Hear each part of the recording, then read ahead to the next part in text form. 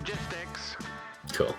There we go. It's counting up. Hey, everybody. Welcome to the Sustainiacs. I'm Mike Vincent. I'm the Sustainiac every time we do this show. Here's another Sustainiac, but he's the guest on this show today. His name is Alex Blum, right? Blum. Sorry, Alex Blum. There's a Blum, I guess, with the umlauts, right? Yeah. Is Blum. Yeah. Okay. You want to do that? There's like a sustainable plant pot maker, right? Called Blum or something like that. Yep. Or maybe even two U's. I'm not sure. But Alex Blum, as he corrected me, and he is absolutely right. So he is your CEO. Are you your founder as well, right? Is that right? Co-founder, of Bioplastics. Yep. Is that right? That is correct. That's fantastic. I'm so glad you're on here. We've been trying to make this happen for a while, and really, who's your guest co-pilot behind you with the gray? That's actually my co-founder. So we've been roommates for 7 years. Oh, you're probably talking about the cat here. I'm talking about the cat. I was talking about the guy that was going up the stairs over here. But I was looking at the other shoulder.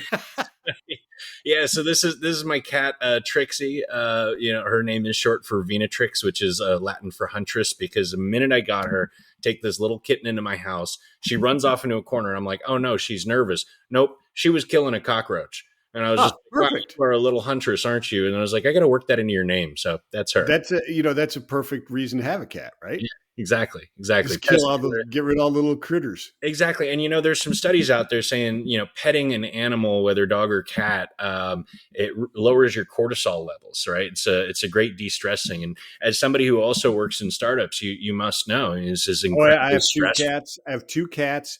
At one point we had 2 cats, 5 bunnies, and 2 pigs. Oh my gosh. Which, if you've never had a pig, highly recommend it for a little while. They're smart animals, aren't they? Yeah. They're fantastic. I had no idea what kind of a personality a pig had. Amazingly smart, affectionate. And you know what? One thing I learned is they can jump. Oh, yeah. No joke. And they can jump, and they can jump surprisingly higher than you think. What do you think those giant ham hocks are for, right? They got up, it's man. Crazy. And they never shut up. They talk to you constantly. If you go out to see one there next to you, just they're just talking. It's adorable. Yeah, they're amazing. But dude, enough of that. Well, we're here, dude. So you got an amazing background, and you've done like everything so far in life that you could possibly do, except get stuck on the International Space Station. We know that. I asked you that already. Spoiler alert, people, he has never been stuck on there for 9 months or anything. Never been to Applied space. Bioplastics. What I assume you'd only make bioplastics to apply them to something, right? But so what is aside from the obvious, what is it? What are you guys doing? Yeah, so Applied Bioplastics, our main product line, because we have 2 and we'll talk about both, but the thing that we sell to investors, the thing we talk most about, we'll talk about why we don't talk about the other one, but is that we enable large plastic compounders to reduce their carbon and microplastic footprint while saving money. And that's a really key piece there is that, look, we can look across the failures of the bioplastics market for the last 30 years. And it's really disappointing. I mean, I was a kid when the bioplastics market came into being. I'm 34 years old. Yeah, people don't realize how long it's been around, right? Right. And please, if you're in the bioplastics world, don't be offended by this statement, but we have failed as a group. And the reality is, and what I mean by that is that after 31 years, we're less than 1% of the global plastics market. Yeah. That's failure right there. And it stinks because when I was like 9, I grew up next to NASA. I lived right next to NASA as a kid. So, missed my chance to go to space, but, I remember NASA Houston. Yeah. I grew up in Houston, in Clear Lake, probably like 10 minutes away from the Space Center. And I was a big space fan, and, I would read Popular Mechanics and Popular Science magazines. And I remember repeatedly, this is a recurring memory for me, I would read in those magazines, here's this new plastic. It's going to save the world. And then you never hear that company's name again. And that was, as a kid, frustrating because, like, Houston, 90s, capitalism, plastic was everywhere, man. Like, Oh yeah. everywhere. And this was before we got the littering is awful / unlawful signs down here in Texas. So people were just throwing styrofoam containers out the windows of their cars and stuff. And as somebody who cares about nature, that always frustrated me. But I was like, maybe, you can't change consumer behavior. That's too hard, right? But what you can do is make the materials that they throw around willy nilly not terrible for the environment. And I kept reading these magazine articles. It was like, this is going to change the world. This is going to save the world. This is going to change the world, and they never materialize. And for my entire adult life, I've been curious why. Why is that? And the answer is really simple. When I started this company, when I was thinking about starting this company, I decided to call a bunch of failed founders in the bioplastic space. And I know that's Oh unique, wow. kind of rude. Go ahead. No, no, I'm just reacting to that. I was like, Oh, oh wow. yeah. Okay. So you're right. Like, You it's just not. call them up and say, "Hey, Alex, I heard you were a complete failure. Can I speak to I you?" mean, yeah.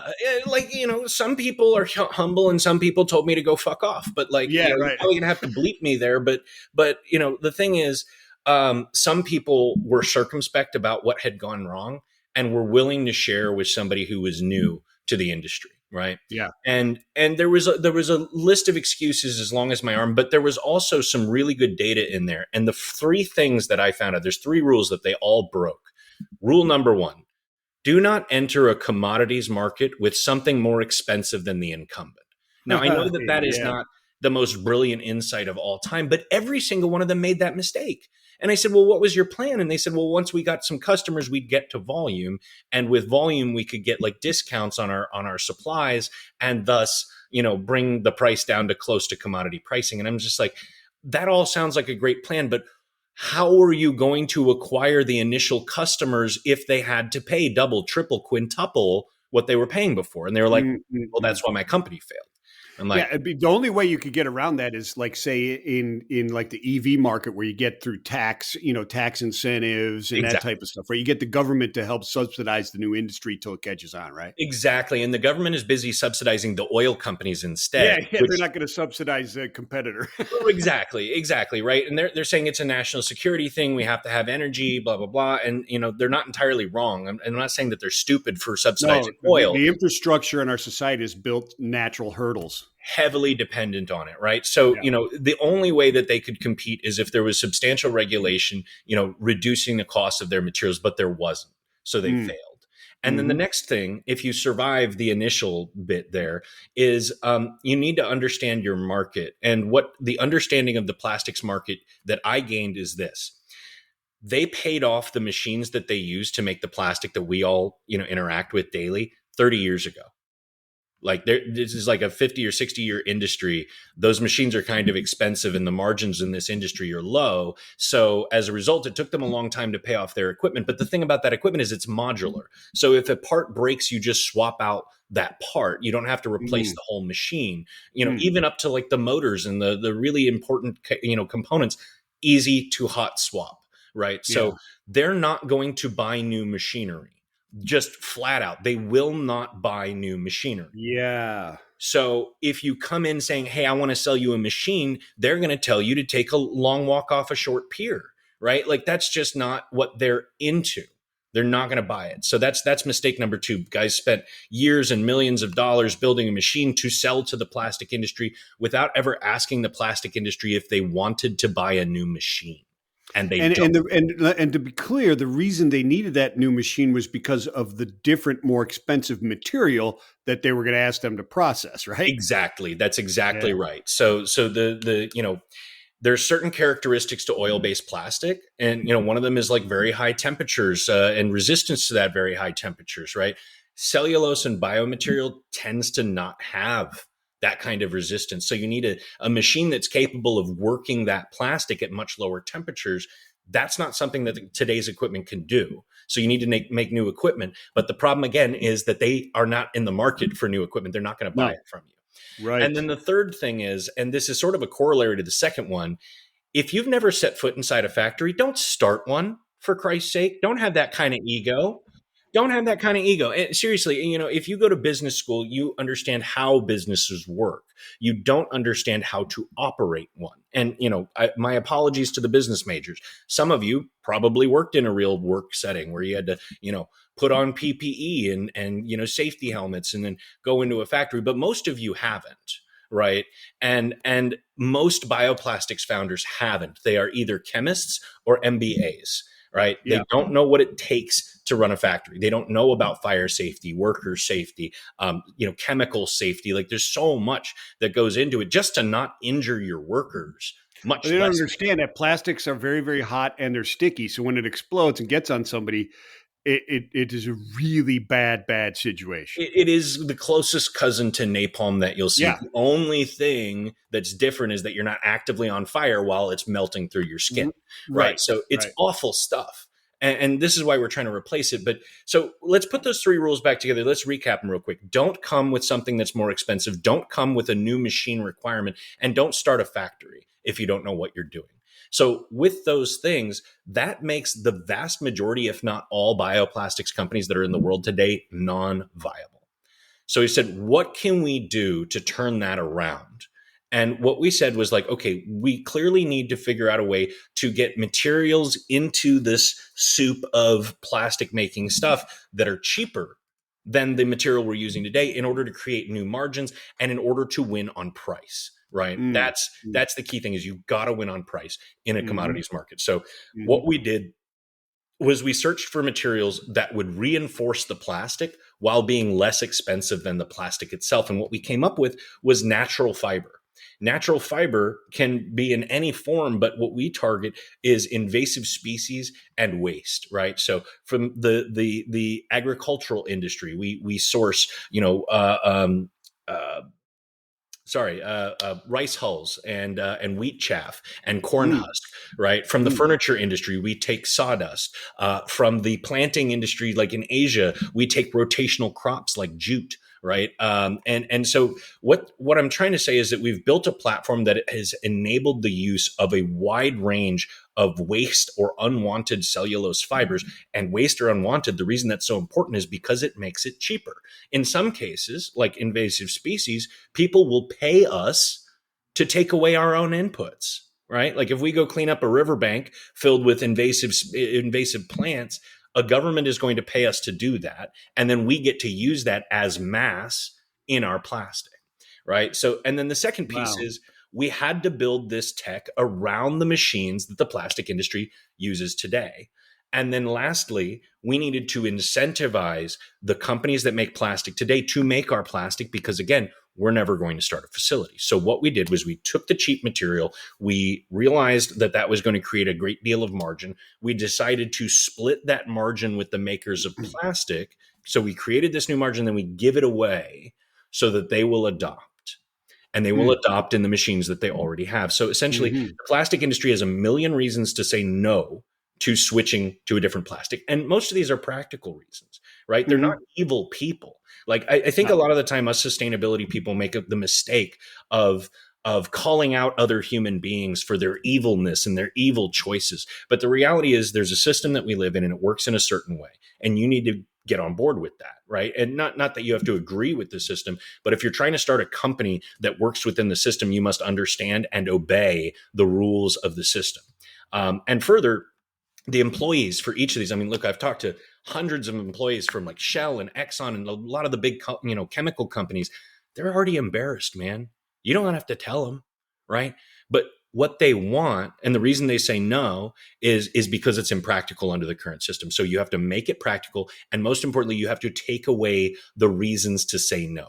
No, you don't have to switch your equipment. No, you don't have to pay more. No, you're not going to change your processes. No, you don't have to retrain your staff. Just adopt this and make more money. That's the way to win in this market. That's what we Yes. do. That is fantastic. So it's a drop-in additive to plastics. Is You've that nailed what it. it is? Yeah, Is it exactly. is it is it is it exclusively that, or can it make can you make plastic by itself 100% with this product, or You is it can't. always an additive right now? Yeah, it's always going to be an additive, and the reason Gotcha. is this has to do with production methods, Which is right? So, fantastic. I just wanted to know. Yeah. well, Okay. thank you. Yeah. So and I do want to explain this choice here because it is a bit of a choice. There's a bunch of different methods of manufacture. There's compression molding, there's rotomolding, there's blow molding, there's injection molding, there's 3D printing. The one that dominates all the other ones in volume is injection molding. That's how the majority of things on Earth are made, right? Yeah. Now you can do a fully bio or like a fully fiber plastic, but it's not really a plastic. It's a compression molded thing.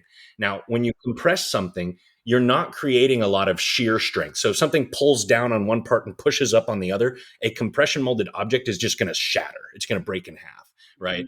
So that's the problem, is that it's not strong enough to just use fiber. So you need something to kind of glue the fibers together. And in this case, it's going to be polymer. Now we've gotten up to 85% fiber fill, which once it's done, it looks like a compression molded object, but it's literally 3 times as strong because it also has plastic in there. Now, let's talk about the plastic itself, right? So we have choices, right? There's virgin olefins. That's what we're trying to get away from as a planet, right? There's recycled olefins, which we want to use, but the infrastructure for recycled plastic blows. I don't know a nicer way to say it.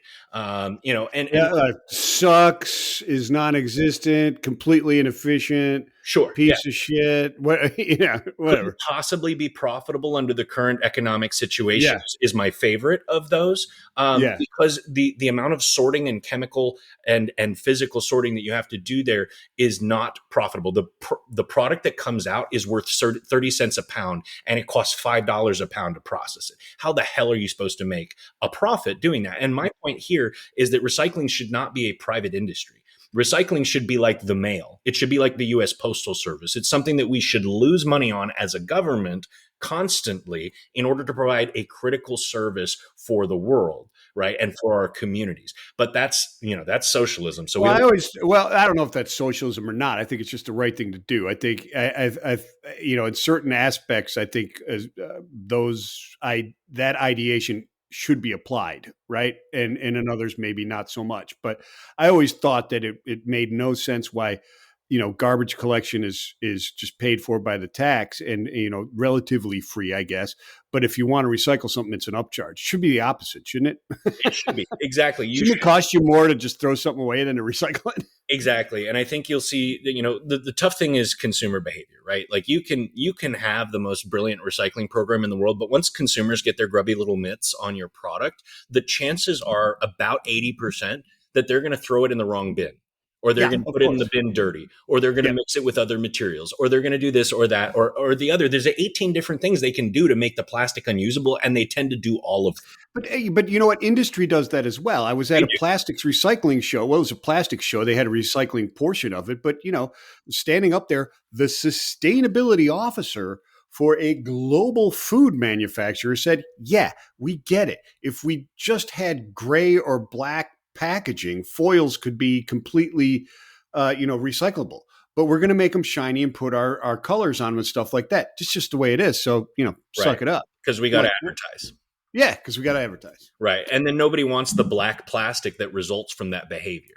Right. Yeah, exactly. That's the biggest problem there. That's the problem. You can't get rid of that. Yeah. Exactly. So what we've done is develop a system that enables the use of virgin olefins. That was the first thing we tried, just to see if it was workable to do what we had imagined. Right. And then the second thing we did was recycled polymer.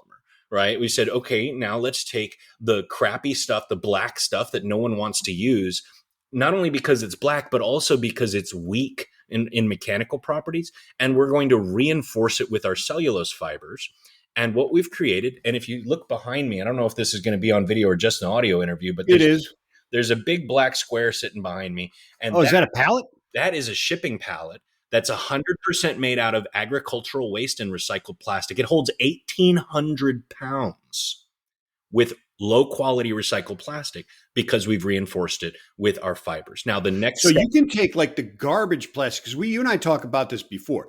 Everybody wants, I want to buy this because it's made out of ocean plastic. But what they don't realize is that ocean plastic is literally garbage. right, It's a garbage plastic. You can't make anything out of 100% ocean plastics except a landfill. right, Right? exactly, exactly. So that's another problem that we're trying to solve is look, no, there's relatively little recycled plastic, but the reason there's so little is because it's not profitable to use and it doesn't have the material properties that companies are looking for. We have managed to upgrade it to the point where the US federal government is now buying those pallets to ship ammunition, food, and medicine to hotspots in the world that need help, right?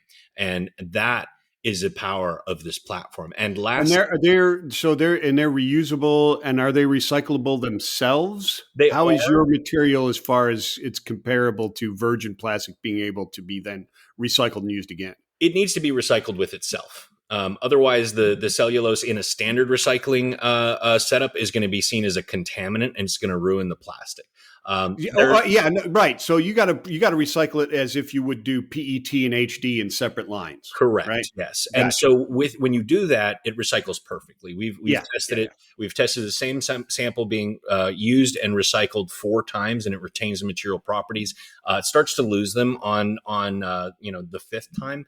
But durable virgin olefin plastic can be recycled exactly 5 times before it starts to lose yeah. its material Everything starts to lose its integrity properties. after a while, anyway. So Yeah, we're about 20% worse, but the reality is that 95% of durable plastic isn't recycled. So 95% of our plastic is going to end up in the landfill. And that's where we really shine because we have such a high fiber content in there, that stuff is carbon negative and it's bio based. As soon as enough weathering exposes some of the cellulose fibers, they begin to rot. And that creates more surface area for the plastic to break apart, get more water down in there, and to continue biodegrading the biodegradable parts of it. So, yes, there is still microplastics left over, but there's 50 to 85% less microplastics left over when you use our plastic rather than yeah, normal. and that's another in the industry of just recycling in general, no matter if it's plastics or not. A step forward is a step forward, people. Right, right. And Okay, we have and just trouble because getting somebody didn't reach their goal doesn't mean they were a failure. It means they reached part of their goal. Right? yeah. And These we are do have things that trouble. drive me crazy. We have trouble with ESG investors and stuff. They're like, well, there's still plastic in your plastic. We're not going to invest. And I'm like, you don't understand how sticky of a problem this is. And we've made huge strides towards eliminating Yeah, the problem. The other bit is we have fully eliminated the problem now. We've done some experiments with PLA, fully bio-based plastic. We've added biofiber in to make it even more sustainable than it was before and cheaper than it was before. And that's done. We now have a bio composite, right? It's not ready for commercial scale or sale yet. We're still doing some characterization work, other things like that on it, but it's there. We have now solved the problem that the ESG investors always have with us, which is we now offer, or we're about to offer, bio plastic that can replace completely durable olefin plastic. so is your plastic able to go into an FDA L&O operation and pass that muster? Do you know that yet? So we've been passed for food safety, but when it comes to like implants or anything that's going to go inside your body, you don't want any biomaterial in that ever. There's no good way to do that in my Okay, opinion. but for like a food container, Oh yeah, plastics, that type totally of stuff, fine. it's okay. Yeah, yeah. We already Gotcha. make plates and snack bowls and other things like that. We're fully Okay. cleared to do. Yeah. So that's the other thing is we're not using any like poisonous chemicals to bond the polymer and the cellulose. That's just I like sleeping at night and I don't want to be Yeah. leaching chemicals into I anywhere. like So sleeping during the day every once in a while myself too. me too. But Pretty if I'm nice. worried about the people I poisoned, I'm not going to get either one. Right. Yeah. So, Yeah, you don't want to do that. yeah, so that's the thing is like we use highly vetted, already on the market chemicals in order to achieve the reaction that we want to achieve between the two grades of plastic, and that's the Yeah. end of the story there. Now I'll get to the other product that we make real quick, so we can move on to Right the on. Let's do it. What storage. is it? So what we make is a biocomposite cladding, or it can be used just as a roof or a wall itself. It's thermoset resin, which can be bio-based, recycled, or actually no, I'm sorry, bio-based or virgin. There is no recycled thermoset plastic because it's set once it's had the exothermic reaction, you can't melt it back down, right? So. One day we hope to solve that, but we're not anywhere near there yet. Yeah, you can't uncook an egg, right? It's called Exactly. entropy. Exactly. It's one Exactly. of those pesky laws of thermodynamics Right. that keep You popping up, can't right? fix that. Yeah. Anyways, so what it is essentially it's a housing system. This is how the company started. We'll get into the origin story in a minute, but essentially this plating can be made by hand in situ in a disaster zone using only cellulose that's at hand and a barrel of resin plus our bonding chemical, which is a spray. It's like literally you could put it in a hair washing Whoa, bottle. whoa, whoa, whoa, whoa, whoa! Wait a minute. This is cool. Yeah. So Explain a little more. yeah. So essentially, what we're doing is very similar to what we're doing in the main product line, which is reinforcing other plastics using fibers as plant fibers as a reinforcement. So we use either woven or chopped waste, and we put it into a mold. We spray the woven or chopped agricultural waste with our proprietary bonding chemical, and then we paint resin over the top or pour resin over the top. Doesn't really matter. You close up the mold. You wait for the exothermic reaction to occur with the thermoset resin. That takes about an hour. And then you want to leave it out for another couple hours to finish off gassing, and then you've got a wall. Right in about 3 hours, you have a wall. Now, this wall, I'll give you the experimental results over the last few years. We've been doing this for 5 years. We have built multiple villages in the world's largest refugee camp, moved refugees from their tents into these homes. We found in a study that was done with the supervision of the United Nations that our homes reduced infectious disease by 80% and in-home sexual assault by 100%, and that's both over 2 years. Wait. By just because they're in a solid structure Correct. versus like a tent type of thing, Yes. right? It's Yeah. not. There's not a chemical property that just says, you know what, I don't think I'm going to sexual assault anybody Yeah, today. exactly. Yeah, no, actually, Okay. the funny part is, and the sad part is that the sexual assault statistic comes from the fact that we gave them a locking door. That's not made out of Yeah. bio. Yeah. Right. Yeah. I mean, it's so simple. Yeah, Yeah. and the sad part is like you've got like 2 million people in this refugee camp. Not every person is a good person, and they're really bored with nothing better to do. And there's an epidemic of sexual assault in refugee camps. So by providing Yeah. these low cost homes that are durable, that are dignified, that are made out of local agricultural waste, and we'll get to why that's important in a second. You keep people safer from pests, whether those be human pests or rats and mosquitoes, right? In Or like lions and tigers and bears. Yeah, exactly. I mean, unlikely in a refugee camp, but any of the above is going to have a hard time getting through 3 millimeters of Yeah. reinforced plastic. We've also found in some early testing that this stuff is shrapnel proof up to at least 500 meters per second. So we're talking with the DoD about creating, both refugee shelters and HABs for our soldiers. Where we've got this big drone problem, right? Explosive drones. We think that by putting a reinforced inexpensive material into these situations, we can help save lives. And the most important part here to me is the economics of it, right? You can buy tin, but if it rains on your tin, it's going to corrode. Our stuff has survived 2 hurricanes over the last 4 years and not even been moved an inch, not been knocked over. Everything else around it got flattened, but this stuff is dense. It's heavy. It doesn't want to be moved. Right. So after surviving two hurricanes, we actually got covered by Fast Company and EcoWatch for that particular feat. But yeah, this stuff, the thing that I find important about the economics is that we're buying the locals' agricultural waste. And let me point something out. We don't dump refugees in Bill Gates' backyard, right? As generous as he is, he doesn't have to host refugees on his property. Who do we dump them on? Other poor people, right? And that creates friction, right? Because these people are already struggling, and then you dump a bunch of refugees in their fields that they use for their income. What do you think is going to happen there? Violence is the answer, and it happens all the time. There was one guy on Mykonos, or not Mykonos, a different Greek island, who burned down 1,300 refugee shelters because they'd reduced tourism to his little island, right? And I don't blame the guy, right? Like, I mean, yeah, it was a monstrous thing to do, but like, they destroyed his livelihood, Well, right? his attitude, you can't blame his attitude, right? Exactly. Yeah. I blame Yeah. the actions, but not the attitude. They Yeah. destroyed Yeah. his livelihood. They prevented him from sending his kids to school. Wouldn't you be angry? But what A if, bit. yeah, Yeah. but what if instead We came to him and said, hey, can we buy your crops? We're going to use them to house these people. We're going to make you money with this system and house the people. And guess what? If you're super poor and you're living in Bangladesh and you're like a farmer and you're probably living in a tin shack, we'll build you a house too. How about that? We'll buy your crops, we'll build you a house, and we'll use the remainder to house these refugees. That's the power of the system.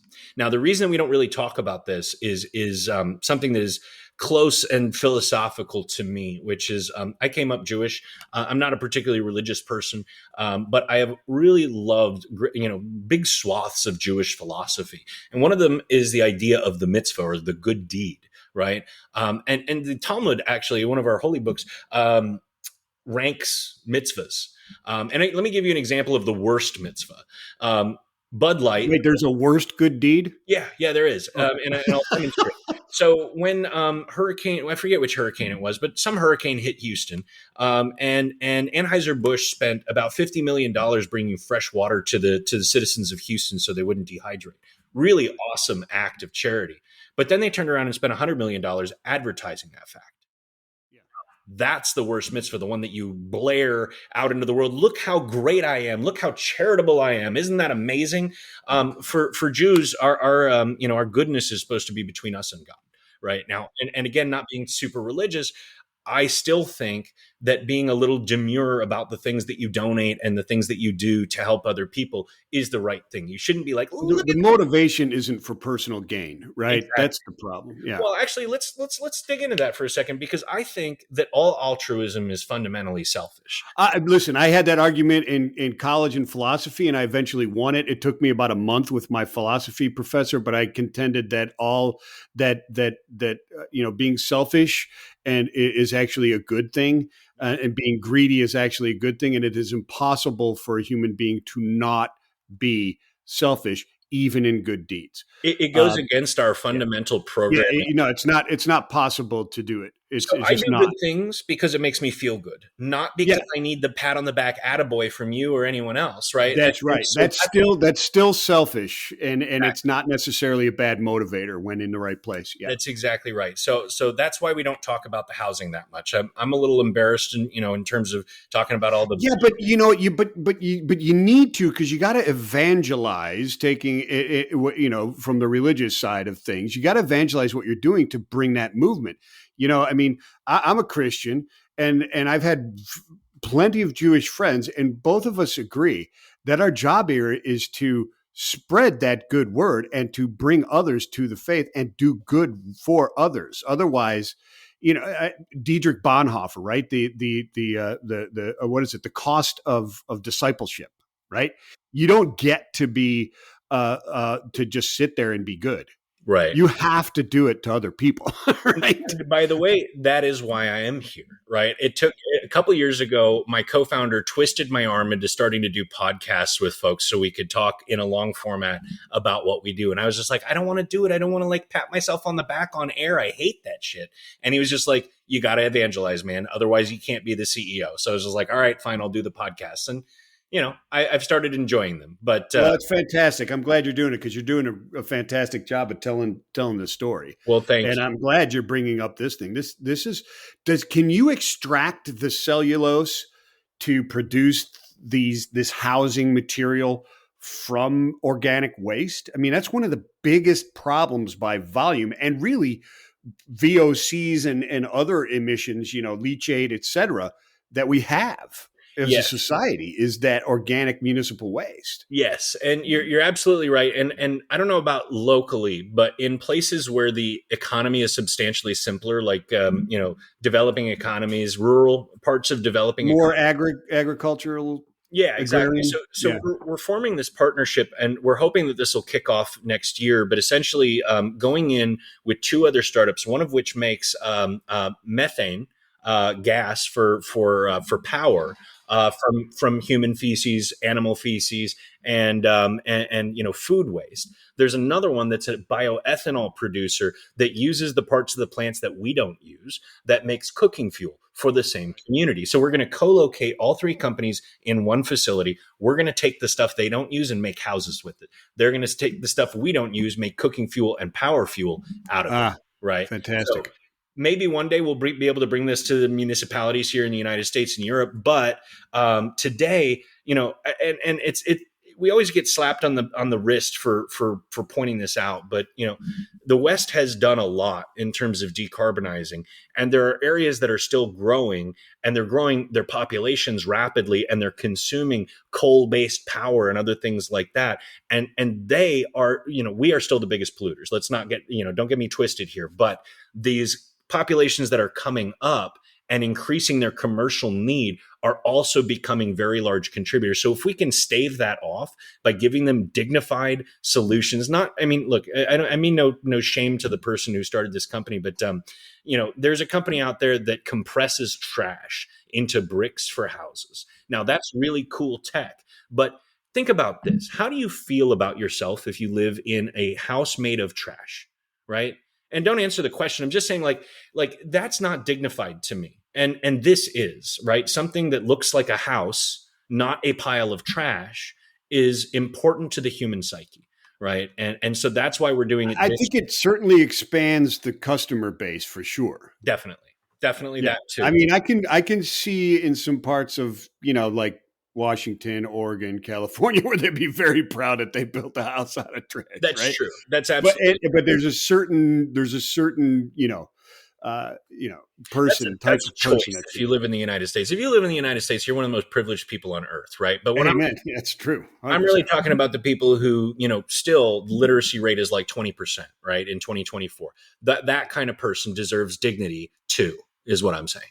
Yeah, and and I love what you're doing because one of the things that I contend and try to convince as much as possible is that our move towards, or the growing move towards, sustainability and recycling, et cetera. Like you pointed out, bioplastic has been around for 34 years, but things are starting to really gain strength. Is within all this, there's tremendous opportunities, and one of those is to equalize the playing field of the haves and have-nots by Damn bringing straight. up the have-nots, not Damn by straight. reducing, but bringing them up. We have plenty of opportunities, and it's fantastic, if you ask me. And I that's think it's quite a blessing that we're actually in this situation if we utilize it the right way. I agree. And, there's two things I want to say on that. The first one is that is why we try to source our fiber from smallholders first before going to the big corporate farms and stuff like that. Is we want to democratize polymer production because it's been held in the hands of the owners and investors in Exxon Corporation and its ilk for all time, essentially. So let's take a little bit of that. They can afford it. I promise you, they can afford losing a little bit of revenue to the little farmer who just wants to send his kids to school. Right. Yeah. So Yeah. let's help those people. And the other thing, I have completely forgotten what I was going to say. So let's move on. Okay. I love what you're doing. This, just one last thing on this housing, the product that you're making out of the housing. Are you utilizing recycled polymers in that bio to produce this? Not yet. And that's the thing we were talking about with the thermosets, right? Is like it needs to, if it can be made in situ, it needs to not need specialized equipment, right? This stuff can be made by hand in a mold, right? And that's the only equipment that you need is hands and molds, right? So if you're going to stick with that, you have to use thermoset resins. Now, if we wanted to extrude these using equipment, we could absolutely use recycled plastic, but that's not our goal right now. In these far-flung places, it's so uneconomical to bring over plastic making equipment, right? Like just for example, the world's largest refugee camp is in Chittagong, Bangladesh. It is on the coast. It is a rural town. It's got like a hotel, one. And it's the longest sea beach in the world. So it's like a little tourist destination. Where are you going to fit a plastic manufacturing plant in there? You just can't. You can't. There's no way to do that. So what we're doing is kind of trying to, work with the reality. And I hope that's coming through kind of in general is that, I love pie in the sky ideas, but I'm a pragmatist. I want my stuff to work for people. Right. And in order to work for people, it's got to work. Just table stakes is it has to function. And so we do things that are as sustainable as possible while also, realizing the reality of the situation that we in the world are in. And so we have to think about things that way as well. Very interesting. So let's talk a bit about your path to where you are right now. Yeah. So, I want everybody to keep in mind as we're talking through this that everything from the Visa paycheck to today occurred in the last 6 years. So we'll get there. So I'm from Houston originally. Like I said, I grew up next to the Space Center as a kid. And, I ended up going to the University of Texas at Austin. I wanted to go into pre-med. And the reason I wanted that, and this is really a driving factor for a lot about me, is that both my parents are physicians, and not just physicians. My father's a neuroimmunologist. There's not very many of them in the world, like sub 50 doctors who have his exact specialty.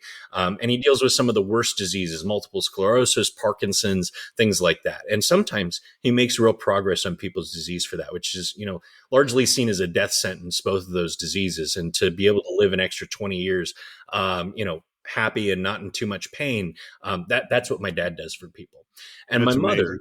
my mother has the most depressing medical specialty in the world. And I want you to take a guess. The most depressing? Yeah. I What's the, dude, I have no idea.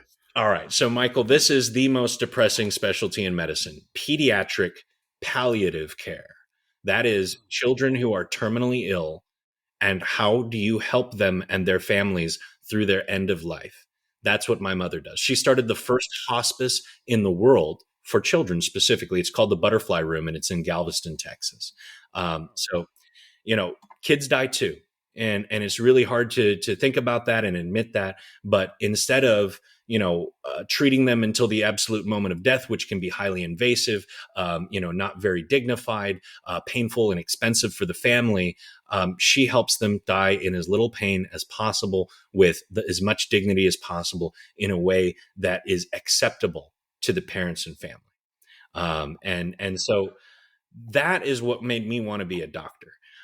Is that my parents walked out of school and started helping people in really fundamental, important ways, and I wanted to have that kind of impact on the world too. So I got to UT and I realized I hate and suck at biology. Kind of a problem for my plans.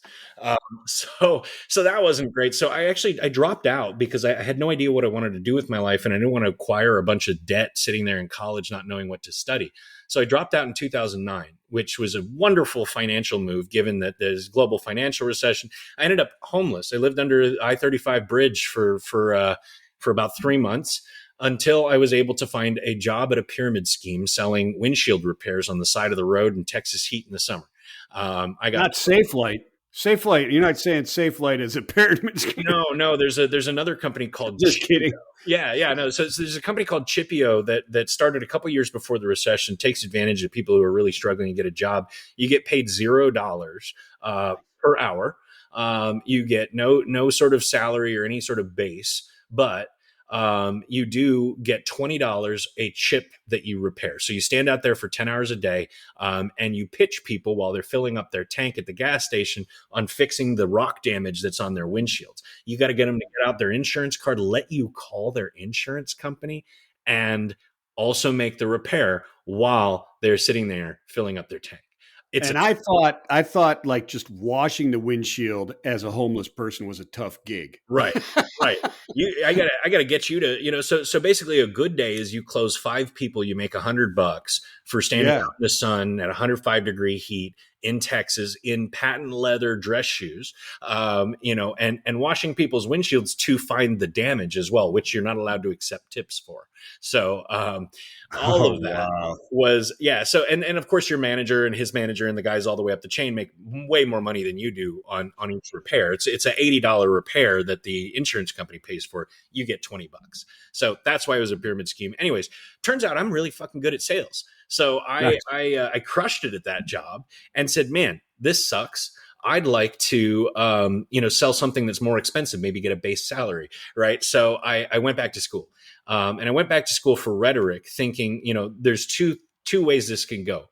Rhetoric is the art of persuasion, right? So I was just like, look, I want to run for politics because I think local politics are the best way to affect your community in a positive way. And if I fail, I'll go into sales, because I can make a decent amount of money doing that.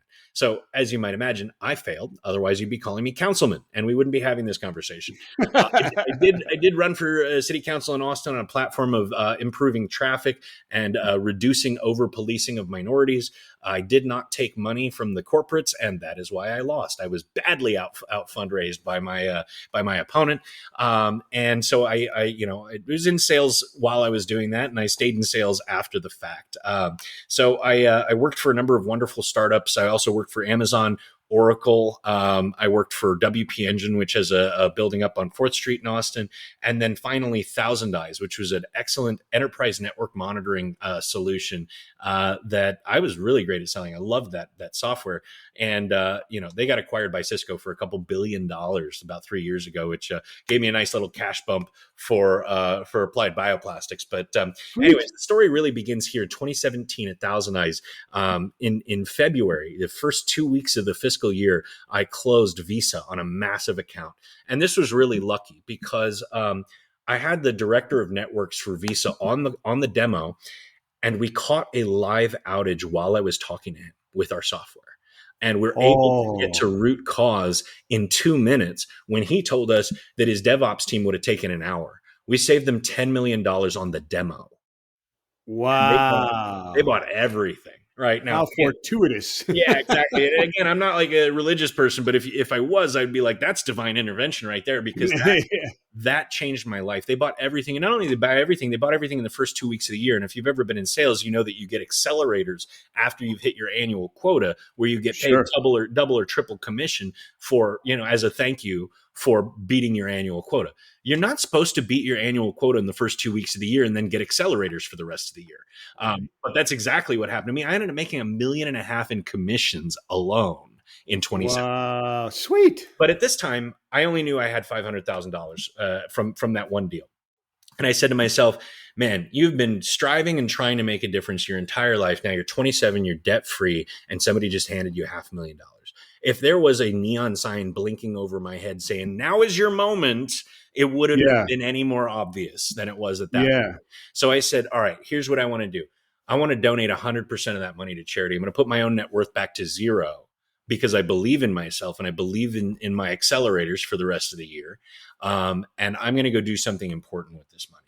So the first thing I did was I set up a political action committee called Protecting Texas Families from Preventable Violence, which offered a middle of the road compromise on gun control, which is essentially, look, 2/3 of all gun sales in Texas are private to private individual. There is no way, there's no mechanism by which you can figure out if the person that you're selling your gun to is a criminal. We should fix that and only that. So it was essentially a free 5 minute, anonymous and optional, so it doesn't conflict with the Second Amendment, background check that you could run on the buyer of your gun. You would put into a government website your email address and their driver's license number, and all you would get in response is a federally eligible or federally ineligible, thumbs up or thumbs down. You don't get their whole criminal history. That's a violation of their privacy. Right. But if they're Yeah. a dishonorable discharge, if they're a domestic violence, abuser, if they're, they've got mental health red flags, that'll pop up and say, hey, you shouldn't sell the gun to this person. Right. So it would vastly increase public safety without offending or getting over top of the Second Amendment. I got, Republican Senator Seliger. Now I'm a Democrat. I'm a Texas Democrat, which makes me a Republican most any other place. But, Yeah. Sure does. regardless, I'm able to talk to anyone in the world, regardless of what their background is. And I convinced 100 elected Republicans to support that bill. Now, the NRA killed it anyways because they don't want any legislation, regardless of if it's reasonable or not. But we're still working on it, and the NRA is going bankrupt. So one day this will come together. The next Yeah, thing, the NRA is scared of the slippery slopes. exactly, of course, and there's no slippery slope there, as I mentioned. No, But, no. but any movement is scary to them. So, anyways, that failed, but again, still working on it in the background. The next thing I did was I said, look, social media is dangerous for people. So I wrote a bill that essentially calls the social media algorithm that's addictive a drug, which it is because it releases dopamine in your brain when you get angry, when you get sad, when you become enraged by content you see on there. And it's designed to keep you on the site by making you angry so you'll scroll more, right? And I think that should be an illegal drug, right? We need to be able to consent to that, right? Consent's the big deal. I mean, do you remember when Facebook was like puppies and kittens and pictures of your friends rather than Yeah. Oh like, yeah. angry political content? I do, and I would like that. So I started a pack called the Icarus Project, and that the social media companies have flown a little too close to the sun with this stuff, and essentially tried to reclassify social media as a drug. Recently, about three or 4 months ago, the state of New York passed a version of my bill that they called the Safe for Kids Act, which didn't go as far as I wanted, but classified social media as a drug for children and prevented anybody under 14 from being served that heinous, addictive content without their own permission. So that was the first bill Wow. I've ever gotten passed, and really really proud of that one. And then the next thing that happened was a buddy of mine from college. He's sadly passed away since then. His name was TJ Farazi, and he said to me, Alex, I know you're looking to do charitable stuff. I know you got a little money left over after you started those packs. Something really terrible is happening in my home country, and I wondered if you might want to go over there with me to address it. And I said, well, what's going on? He said, well, I don't really know, but 2 million refugees are trying to cross the border into my country. I think they're fleeing something really bad. And I was just like, well, fuck it. Let's go do something about it. So we flew to Bangladesh. I took a month off work, and we walked into the Rohingya genocide. That's what it was. And the reason Holy neither of crap. us knew what it was because no one in the West had picked up the story until like 2019, right? Yeah. And this started in 2017, which, Yeah. a criminal failure of the media there. I mean, I don't like to bash on the media too much, but this one, what is it? That they're on the wrong hemisphere of the planet? Are they too brown for you? Do they believe in the wrong religion? Like, why didn't they get covered? And this is personally offensive as a Because there's no international threat to the United States. exactly. It's yeah. But it's human beings Sadly. being slaughtered. It's children being slaughtered. Isn't that Yeah. newsworthy? I thought blood and guts lead, right? So why didn't you cover Yeah. this? And as a Jew, it's extremely offensive because the world promised us in 1945 never again, and we've failed that promise over and over and over. Oh And gosh. Yeah. and in Yeah. the age of the cell phone, you can't manage to cover what's all being blared across social media by the people who's being killed. They're begging for help. You can't cover that. Anyways, my anger at this situation aside, I decided to go do something about it. So we walk into the Rohingya genocide. As the first American that I know of with boots on the ground, I beat Angelina Jolie by 9 months. She's usually the first in every one of these crises. I started thinking about what can I actually do to help these people? Because I got about $250,000 left. What can I actually do for 2 million people with $250,000? Can't walk around and hand everybody a nickel and say good luck. That doesn't help anyone. No, it doesn't do So, anything. so what do I do with this money? And I decided I need to be a force multiplier for myself, for my own money. I need to get other people to care about this stuff. So I'm going to film a documentary. So I hired a crew, got a director, and we started filming in the world's largest refugee camp. And when we finished filming in the world's largest refugee camp, interviews, footage of people crossing the border, carrying their children on their heads because there's a big river that they have to walk through. We said, look, this isn't compelling enough. We need more evidence. So, and I can't talk about the method, but I got cameras into Myanmar illegally, and we filmed in the killing fields of Myanmar directly. Wow. And we got what we came for. We got the evidence. We caught a Burmese unit burning down a village in a government marked APC, armored personnel carrier. We caught them. And they were claiming at the time that they weren't genociding these people, that they had burned down their own homes and ran away, as you do, right? Like that's called spring cleaning, right? Yeah, of But course.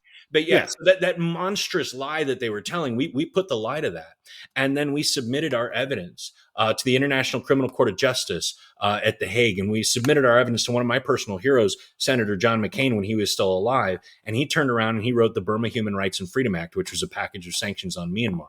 Our evidence was used at the International Criminal Court of Justice at The Hague as well to hold the leaders of Myanmar accountable. In fact, one of my favorite moments of my life is when one of the leaders of Myanmar called my footage fake news because it was so damning to their claims. And I'm sure you know where they picked that up from.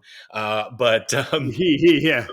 But anyways, so all that occurred, and while I was there, I was trying to raise money for the film because I'd run out. And I ended up taking a $250,000 loan, which I'm still paying off to finish the film. But it was just too important not to jeopardize my own. Is it finished now? Is the Oh film yeah, out? oh yeah, it's been What is it called? it's called Blossoms from Ash, and it's on Amazon Prime and Apple TV. So if you guys go and see it, I thank you in advance for the 25 cents I get off your $3.50 rental.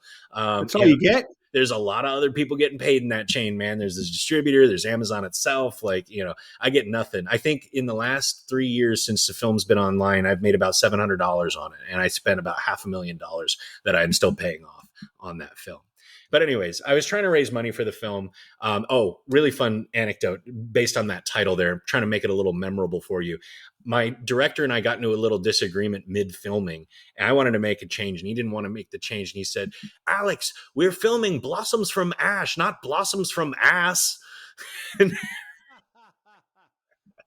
Anyways, so long story short, we get the movie done. I am looking for support in Bangladesh from some of the wealthy of Bangladesh, saying, "Look, your country's done something really noble here. Where I'm from in America, we bitch and moan and complain when 3,000 people want to cross the border. You took in 2 million people and then fed them and housed them for at this point 5 years, right? So like." You should be proud of this. You should help me advertise this, put some money into the film. So I failed at that. I thought that was a pretty compelling pitch. They didn't. But there was another person at that dinner, and his name was Dr. Mubarak Ahmed Khan. And Khan was a former nuclear physicist for Bangladesh. He set up their very first nuclear reactor in Bangladesh for power, and had retired about 20 years prior to work on his real passions. He got a government pension and a government lab provided to him just because he was so smart and had made so many advancements for them. And so what he wanted to work on was fiber-based plastics. And I hope Oh this is wow. starting to sound a little familiar. He Yeah. developed the housing system. He's the one who invented that, right? And so he invited me to his laboratory when we met him. Actually, recently, just this year, he earned the Independence Award, which is our the equivalent of our Presidential Medal of Freedom. It's the absolute highest honor that you can get in Bangladesh for Oh his wow. career of work there.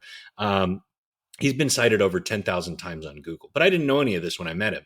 So when I meet him, he takes me to his lab the next day. He shows me this material. He's expounding upon all of its benefits and all that kind of stuff. And I said, hang on, I got to ask you the investor question, because frankly, I'm thinking about investing in you with what little money I have left. If this is so awesome and so useful for the country that it was originated in, why isn't it everywhere? And he said, Alex, I'm a scientist, not a salesman. Kind of offended, like, right? And Yeah. Yeah. Yeah. Yeah. Yeah. I was just like, that's funny. I'm a salesman, not a scientist. Why don't we put two and two together since you clearly need that? And Yeah. it took about 6 months, but we convinced him. And I went home and I told my co-founder, and who was my roommate at the time. We met on Craigslist. We've lived in this house together for the last 7 years. This was 2 years in, and I knew that he was going to start a coffee roasting business. He'd saved up $250,000, and he was going to buy a coffee roasting machine and sell coffee to the local coffee shops. And I said, hey, man, you want to do that, or you want to help me save the world? And he was just like, saving the world sounds pretty fucking cool, man. And Yeah. so we flew back to Bangladesh together. We acquired the tech from Dr. Khan, and we incorporated applied bioplastics to build refugee shelters. About a year later, we were introduced to Dr. Lawrence Derzal, the Lifetime Achievement Award winner in biocomposites, who pointed out that what Dr. Khan had invented, the bonding chemical that he had invented, was not just useful in its original context, that it could be applied to other types of other parts of the plastic industry. And if we decided to try to make it commercializable for injection molding, that we could clean up one of the dirtiest industries on the planet together. And so he said, fuck yeah, Dr. Drizal, come on board, be an advisor. We used his and Dr. Khan's name to hire a bunch of other scientists. The majority of the people who work for me are PhDs or masters, like way, way more educated than me. And the only reason I still have a role at this company is because not one of those people can sell a story to save their life, right? They're really smart Yeah. scientists, but they suck at pitching. So what I am as the CEO here is I am now the chief storyteller of this amazing group of scientists that has created this transformative plastic and plastic platform for the world. It is absolutely fantastic, dude. The story is amazing, man. Well, let me I can't imagine. I mean, holy cow. bro. Well, let me add a little cherry on top, and I think Yeah. this is, it's a sadder part of my story, but I want to make it clear to you and your audience that I'm not telling you this for sympathy. I'm telling you this because it's changed my philosophy, and I think my philosophy is superior to yours. And I'm saying that as a general statement, and I'm trying to be funny here, but the reality is that you never know how long your life is going to be. Right? You might get into a tragic car accident at the age of 18. You might get a flesh-eating bacteria at the age of 30. You might be felled by a heart attack at 45, right? Like there's a lot of uncertainty in this world. And I think a lot of people these days live as if they're going to live to 90 as a guarantee, right? So I found out a year ago. Now I've been suffering from this for the last 4 years. In the first year that the business was operational, I had to have a hip replacement. I started falling and being in great pain in my right hip, and so I went and got it replaced. But we didn't know why. And then 2 years later, I needed the same thing done to my left hip. So I've had both of my hips replaced by the age of 32. Then I started being unable to walk. Like I was having terrible pain in my feet and my knees and my ankles. And it started to spread to my hands and shoulders. And I was like, I didn't know what was going on. So after multiple rheumatologists, I finally found this wonderful one down in Houston named Dr. Diane Wollaston, who correctly diagnosed me with severe early onset psoriatic arthritis. Now, this stuff put me in a wheelchair last year while trying to get this company off the ground. About half of the year, I was basically immobile. I have had to start chemotherapy, biologicals, and a number of other drugs and things that are very high risk to my organs just to be able to walk. So the net here, and the reason I tell this story is I'm now aware that the medicines I take to make me, be able to walk comfortably sometimes, are going to kill me by probably about 55 or 60. They're hematotoxic, which means they're toxic to my kidneys. They're toxic to my liver. And worst of all, they're toxic to my bone marrow. Right. So I'm not going to be able to replace my losses over the next few years. And I will likely die of liver failure in the next 15 to 20 years. The reason I'm telling you this story is that, I had plans, right? Just like everybody else. I had plans. I maybe wanted to start a family one day. Certainly wanted to retire, buy a home so I feel secure in the place that I live. I'm not going to live long enough to do any of those things, right? I'm giving up large swaths of the human experience. And for what? Um, and the for what is the question that I want everybody to be asking themselves now and forever is what have you done with your time? Are you proud of what you do? And if not, are you capable of change? So for me, the big thing that has changed, because I'd already started this company. I'd already been doing all my charitable work long prior to this diagnosis. What it's done is it's turned the burner under my ass up to 11 to get this stuff done in time to see it. Because remember, altruism is selfish. I want to see the effects of what I've done. I want to see the 200 million homes that I've built in the next 20 years. I want to see the plastic industry change because of something I did. I'm being selfish, but that means we got to get this done, and we got to get this done now. So it's lit a fire under me to finish the mission, right? And not just turn this into a lifestyle business or we're nibbling at the edges of the industry. We need to see change. I need to see change. And that's why I'm here on your show. So I want to tell people about what Amen. I'm doing. That is fantastic. I'm not even going to ask you for a final thought because That was the that's the final. final thought. I absolutely love it. Alex, as updates happen, you and I will stay friends. I've got a lot of things that you and I can do together, I believe, throughout the world in other avenues. But telling your story and getting updates as we move forward and we do realize those changes will be tremendous. Let's do it. Yeah, I'd love to Will be come back tremendous. and tell you that we've succeeded and we've changed the world and everything's all better now, you know? It's all better. It's fixed. Yeah. Yeah. Yeah. That's what I hope to be able to come on and deliver on your show. Well, hopefully we can. Hopefully you can inspire others, and hopefully through this podcast we can inspire others to turn up the heat a little bit and get their butts moving, or inspire some to even just change That's my and hope. start. That To is my even hope. just start. Thank you so much for That's, the time, Michael. Thanks for having me on. thank you so much. God bless you, my friend Alex. Blum is my new friend, and he is a Sustainiac. And thank you all for downloading and listening to the story. We'll see you again next time. Peace and love.